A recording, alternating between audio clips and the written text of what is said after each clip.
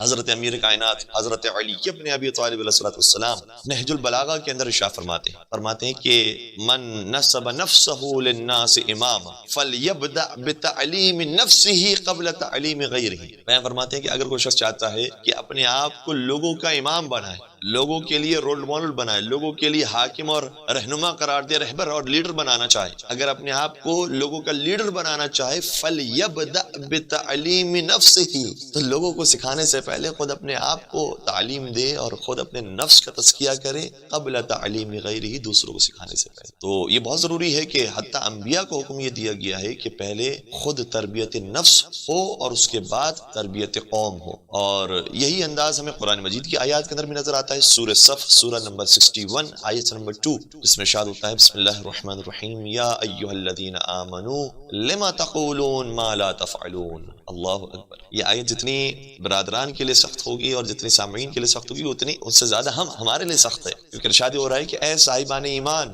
تم وہ بات کیوں کہتے ہو جس پر خود عمل نہیں کرتے۔ بہت بڑی ذمہ داری ہے وہ کہ جو لوگوں کی ہدایت کرنے کے لیے نکلے ہیں، وہ جو لوگوں کو صحیح راستے دکھانے کے لیے نکلے ہیں، ضروری ہے کہ پہلے وہ خود عمل کرنے والے۔ ایک صاحب تھے جن کے بارے میں ملتا ہے کہ انہوں نے شراب کے نقصانات پر بہت لمبی تقریر کی، وائن کے اور بیئر کے نقصانات پر انہوں نے ایک لمبی چوڑی سپیچ کی، اور اتنی وہ موٹیویشنل تھی کہ جتنے سننے والے تھے وہ رونے لگے، اور جو شراب کے عادی تھے وہ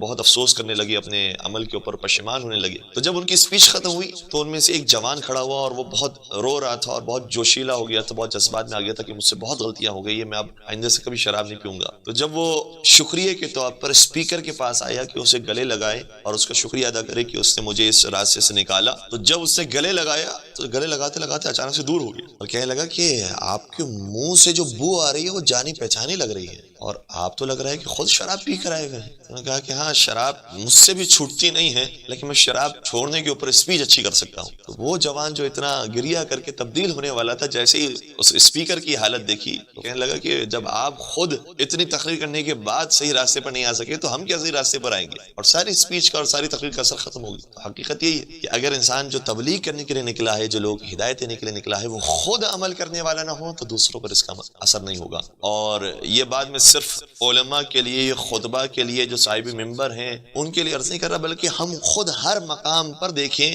تو کسی نہ کسی کے لیے ہم رول ماڈل ہوتے ہیں۔ اگر کوئی باپ ہے تو وہ اپنی اولاد کے لیے رول ماڈل ہے، کوئی ماں ہے اپنی اولاد کے لیے رول ماڈل ہے، اس طریقے سے گھر کا کوئی بھی بڑا فرد ہے۔ ہم چاہتے ہیں کہ ہمارے بچے نماز کی طرف آ جائیں، ہم چاہتے ہیں کہ لوگ آزاداری کی طرف آئیں، ہم چاہتے ہیں کہ ہمارے بچے مجلسوں کے اندر شریک ہوں، لیکن یہ اس وقت ہوں گے جب خود انسان عمل کرنے والا ہو، تو آہستہ آہستہ خود بخود اولاد اس کی طرف دلچسپی لینا شروع کر دے گی۔ اور یقیناً آپ تمام کے گھروں کے اندر یہ مثالیں موجود ہوں گی کہ جب ماں باپ خود سجدگاہ رکھتے ہیں نماز پڑھنے کے لیے تو بچے چاہے وہ 2 برس کے ہوں، 3 برس کے ہوں، وہ خود بخود آ جاتے ہیں پیچھے نماز پڑھنے کے لیے۔ انہیں کہا نہیں ہوتا ہے کہ تمہیں بھی نماز پڑھنی ہے، لیکن وہ دیکھ رہے ہوتے ہیں کانسٹنٹلی کہ ہمارے ماں باپ اول وقت میں نماز پڑھ رہے ہیں، واجب نماز کبھی قضا نہیں کرتے ہیں۔ تو جیسے ہی ماں باپ نماز پڑھنے کے لیے کھڑے ہوتے ہیں تو فوراً سے بچے بھی نماز پڑھنے کے لیے آ جاتے ہیں۔ ٹریننگ کے لیے بہت ضروری ہوتا ہے کہ انسان پہلے خود عمل کرنے والا ہو اور پھر دوسروں کو تبلیغ کرنے والا ہو۔